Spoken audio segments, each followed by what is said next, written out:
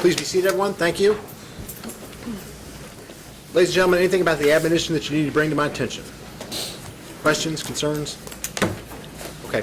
With that, then, I'll turn to Mr. McLeod on behalf of Mr. Taylor. And please, the court, Judge. Mr. McLeod? Ladies and gentlemen, I don't know if you remember or not, my name is Brendan McLeod. And this will be the last time I get to address you at a level personally and tell you what I think about this case. I want to thank you for the attention you gave the case. Everyone is very alert. Everyone knows what's happened on the stand. The nuances of the case, I'm sure everyone has in their mind. It's not an easy case because of the subject matter that we're dealing with. I want to thank you for the respect you've given everyone involved in the case, including myself, the judge, my client, and co-counsels. I want you to know I did the best I could. From the very beginning, Eric and I are swimming alone. It's just he and I. There's counsel all around the courtroom, 2 on each side, but it's Eric and I sitting alone. There's much more talented attorneys on the side, but I tried my best. And what I tried to do, what I did my best, was try to get the truth out of what I agree are a bunch of liars.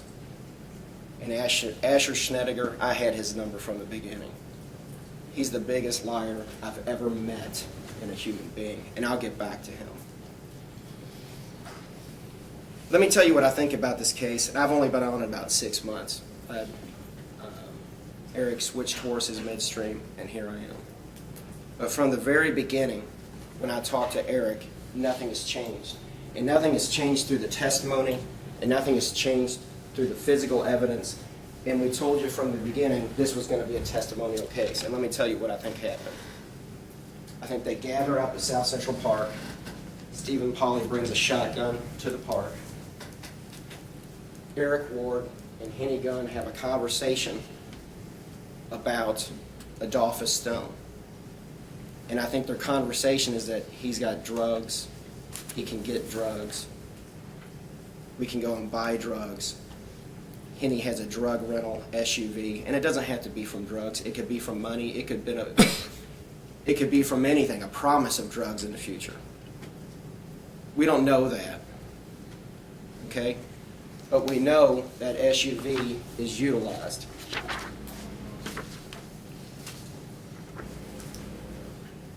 I think there's 5 people present. Asher Schnediger, y'all know what I think about him. Eric Ward, I don't feel much differently as well. Henny Stephen Paulley, and my client, Eric Taylor. Easy. And let me talk about Eric first. And his nickname goes by Easy as well. Big E, E, double E. I mean, they have street names are prolific. But let me tell you about Eric. First of all, I think he's slow. He's easily manipulated. He doesn't have a real good control of the English language. He can be preyed upon. He's a big guy, it doesn't matter. He's like Lenny in Of Mice and Men. He doesn't have the mental capacity, certainly, to stand up to a law officer or any one of these talented attorneys that sit during this trial. He was open prey. And let me tell you what I think about his testimony. When we went through individual voir dire, in order to sit on this jury, you have to be able to consider the death penalty. When I came in, there was no deal. The detective broke them within 10 pages of the transcript. Detective Stalvey testified he had them, okay? In his mind, what he's doing is because he wasn't sworn in, and he doesn't sit here with the same views that you would have to be sitting here with on a jury. And so what he testified to, and I had to beat it out of him because, you know, when we run on the streets, and I forget what he was saying. But they're friends, and that's what puts him in a difficult position. And so when he finally was showtime, it was time for Eric to testify. In his mind, it was very circular, one story to the next. But it's kind of in my mind, it's kind of hard to look at one of your friends and know that your testimony directly can determine whether they're going to be put to death, whether they're going to get 20 to 50 to life, whether they're going to get life without possibility after 25, life without possibility of parole. So as Eric sat there in his state of mind, and he's wiggling around, we all finally beat it out of him. Okay? But let me tell you why Henny shot as well. Why would someone come up to Eric Taylor in jail at least one time, more than one time, and say, you gotta be quiet, don't flip, don't testify? Is that someone who's not there? Is that someone that has everything to lose?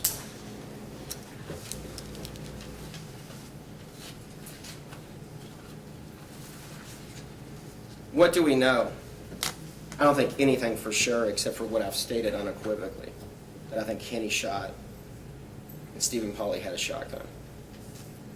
It just doesn't make sense. I mean, you can line up all the liars, but at the end of the day, the stories overlap, and that's where you find the facts in between.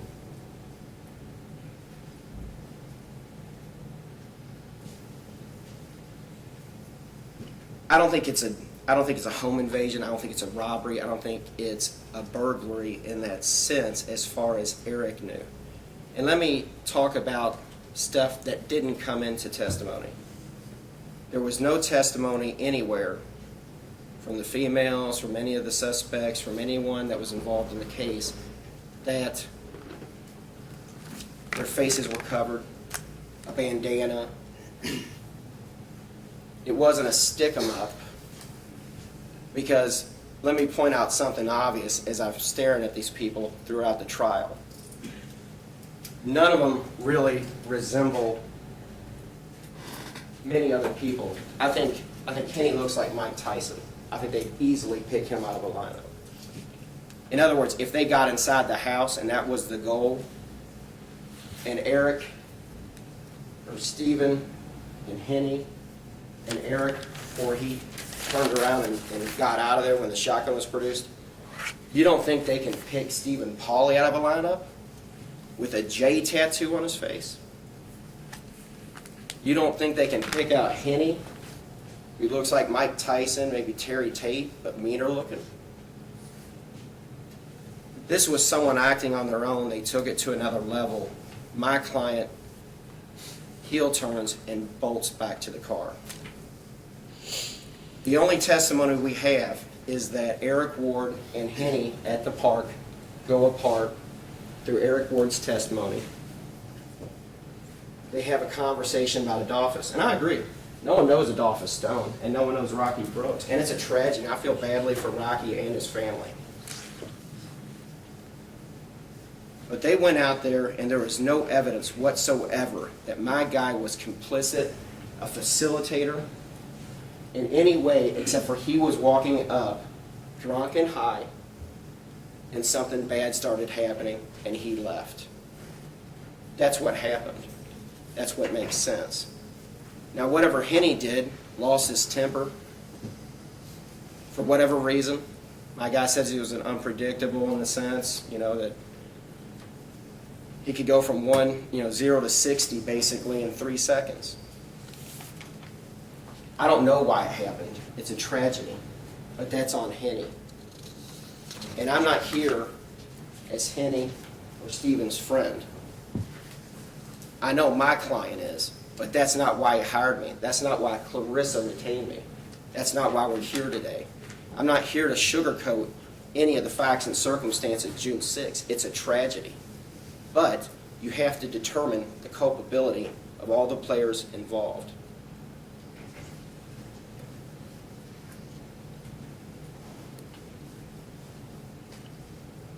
It's possible Henny and Stephen conspired at some point. He didn't produce the shotgun for no reason. If he produced it, if Henny produced it, I don't know. But the Commonwealth will probably come around and say, boy, look at Eric. He's big. He's a big guy. He's the muscle. Well, if you're going to have a shotgun somewhere, you don't need muscle. Mini-me could have been there. Okay, because once you start waving a shotgun around, you no longer need muscle. You no longer have to have maybe a big guy because something's going to transpire. A gun speaks for itself. A 7-year-old with a gun that can point it towards you doesn't need any muscle. He's there simply to buy marijuana.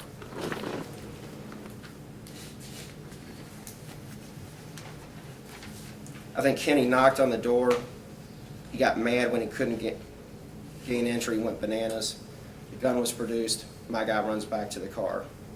Eric Ward and Asher never left the car, and I believe that because if Eric Ward would have approached the door, they could have looked out and identified him, and Adolphus had a gun in his apartment. That's why Eric Ward's not out of the car. That's why Asher isn't out of the car.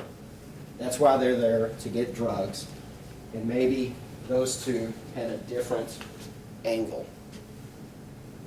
And I told you from the beginning, the facts of this case, although horrible, are not difficult. How this transpired and ended in such a tragic I don't want to say accident, a tragic event, is kind of disgusting and implorable by how simple the events and circumstances were. I mean, a young man died. A family's affected forever.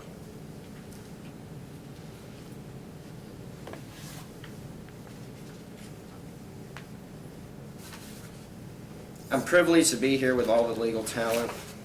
I've not practiced anywhere near as long as Kevin and Mr. McLeod, people that are here. And let me tell you about why I took Asher by the horns. I don't want to fool around. I don't want to be bedfellows with any liar. And there's no doubt he's a liar. And he wasn't going to get off that stand with some type of pride or his ego intact. He needed to be exposed because I think he's dangerous. And I hope they transfer him up and treat him as an adult. I hope the Commonwealth goes after him with everything they've got. And I think I got him under perjury. I think he perjured himself. His ability to deceive, I've never seen before. It makes my skin crawl. And when I realized that, and as his testimony came out, I decided at that point, I'm going to mow him down. And there's not a thing he can do. I'm going to belittle him. I'm going to destroy him. He's not only a threat now, he's a future threat. I have no doubt. I would bet within 6 months he'll be charged, and at some point he'll go to the penitentiary. There's no doubt about it. But the problem with him is his ability to lie. In full seasoned detectives, full people, he's slippery. It was like trying to nail Jell-O to the wall. But he's despicable and he's implorable, and I don't know what his involvement is, but he was there and he's just slick, and that's fine. They can take that up later on.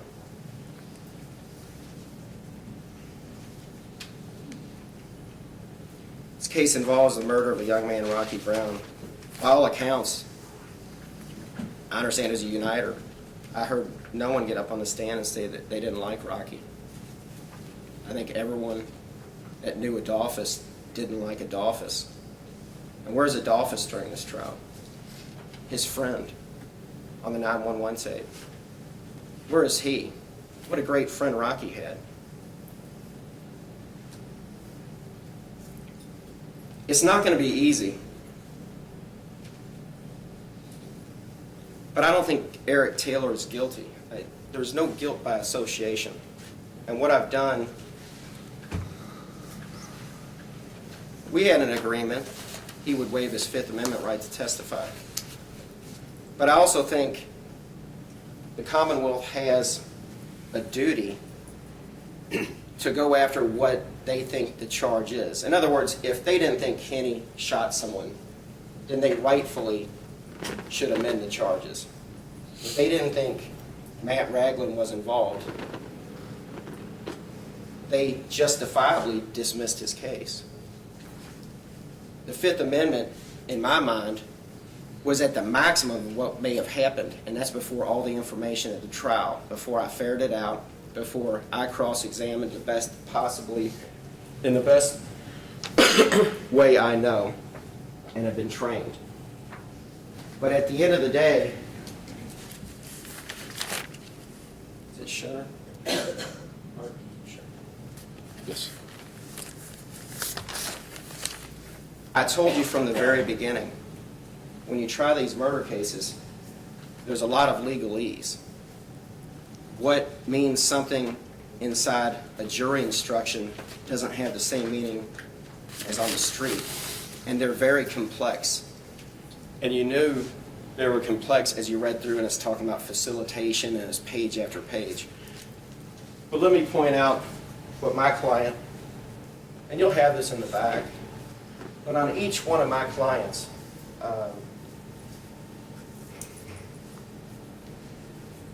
charges, let's say this is facilitation of murder.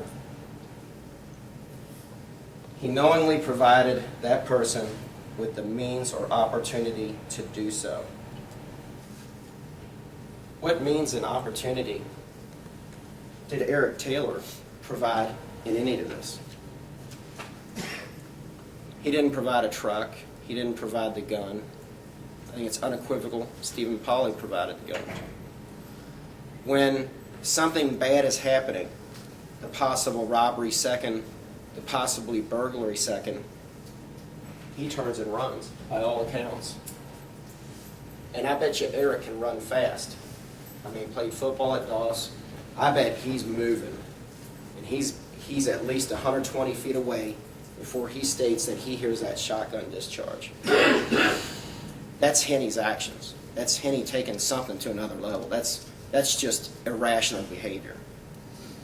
And I don't know what you're going to do to him, or Paulley, what you plan on. I'm not here to prosecute. I'm here to defend my client.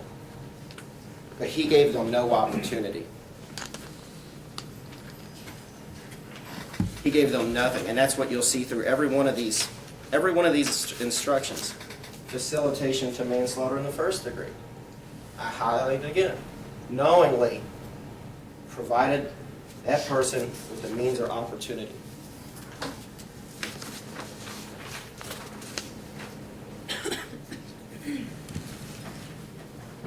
Facilitation of manslaughter in the second degree.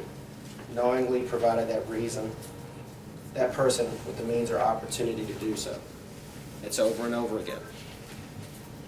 And I bring that up because we're not aligning ourselves with anyone over here, okay? We're not aligning ourselves with Henny nor with Stephen. And you'll see, and I'm using, here's Stevens, that when he provided the gun to Henny, Stephen Paulley knew that Henny gun intended to cause serious physical injury to Rocky Brown, and that the gun would provide Henny gun with the means to do so. Okay? Now, I'm pointing this out because it's easy to lump everyone in together. And although I've been going in the middle, because we're going by the way of indictment, Gunn, Taylor, and Paulley, you have to be sure that you don't just simply, because the instructions are verbose, throw Eric out with the dishwater. His involvement, no doubt, is different. And they've not shown anything that he was knowingly doing anything except for to buy marijuana. There's no means or opportunity there. And so by that means as well, he's not involved in any robbery. And he's not involved in a burglary. And certainly, he doesn't know Henny's going to shoot through the door. And so he shouldn't be grouped in and found guilty on something where someone obviously is acting alone. where he's been secreted from the point where he gets out of the car. It just doesn't make sense. It's not right. And there's no proof beyond a reasonable doubt. So whatever they want to make out of this agreement, we were going to trial no matter what. He made a statement. And so, at most, his charges, before any evidence came in, that's what the Commonwealth opined his possible involvement. I think we've proven now, though, that his involvement was not smart guy, smoke weed all day, learning disabled through Clarissa, good neighbors, neighbors coming out, godparents. I know they're going to go over and they'll say whatever they want, but they didn't lie. Those are the people that didn't lie. Well, I don't know him day for day. You know, that's what I think his aunt said. But they didn't say, I didn't prep them. I said, you guys just get up there and tell them what you know about Eric. I didn't have time out there. I'm not, believe it or not, I'm not a great people person. I mean, I love hanging out with my kids, everything else. But I don't have time. If someone, I usually tell my client, I tell the people that I'm going to call, tell the truth. Just get up there and tell them what happened. And that's what they did. I'm not very good on direct, but I didn't give them a script to read by. And it went uncontroverted. The government has no evidence otherwise that that's who he is. That they like him, that he's a good kid, he's never been disrespectful. We put our character into play, and that opens it up. They could have attacked it. And they knew that. They knew that could come in because they knew he was going to testify. There was no doubt that they could have provided a way to mow him down if there was anything on the street, criminal-wise, that they could have destroyed their credibility, and they couldn't do it.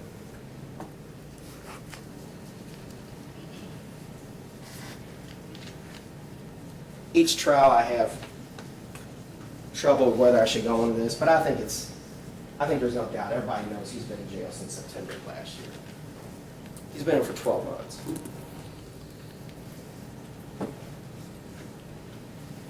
He dresses out because you're not supposed to know that, but we're not covering that up. We're not trying to hide it. You know, if we didn't dress him out, it's been held prejudicial, like if he has to come out, if he were to come out in chains and sit down and testify. But he's in jail. I mean, these types of charges, you sit in jail until they're resolved.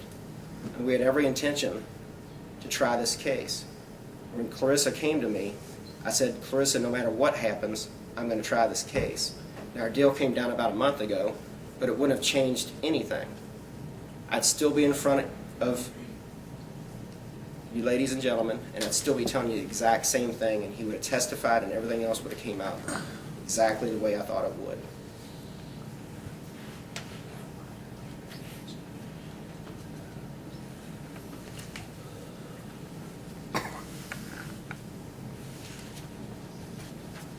Let me just point out a few things.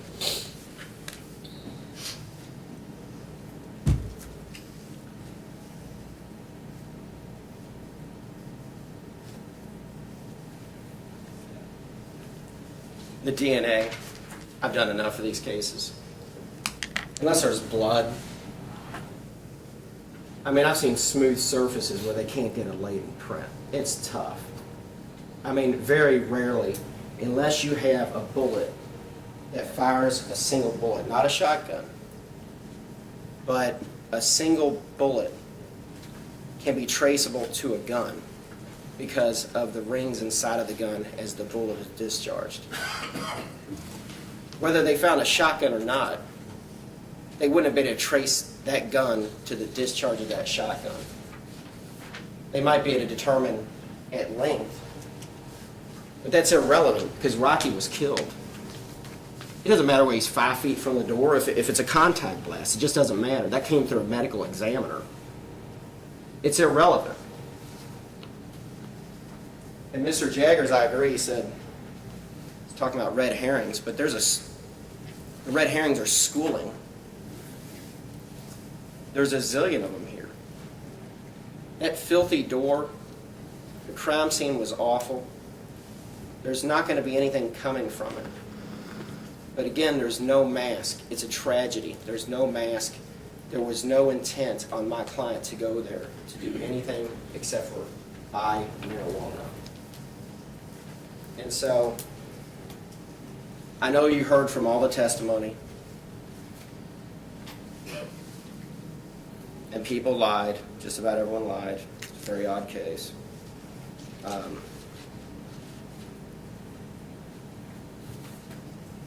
But when you go back, think about what Eric Taylor's involvement is.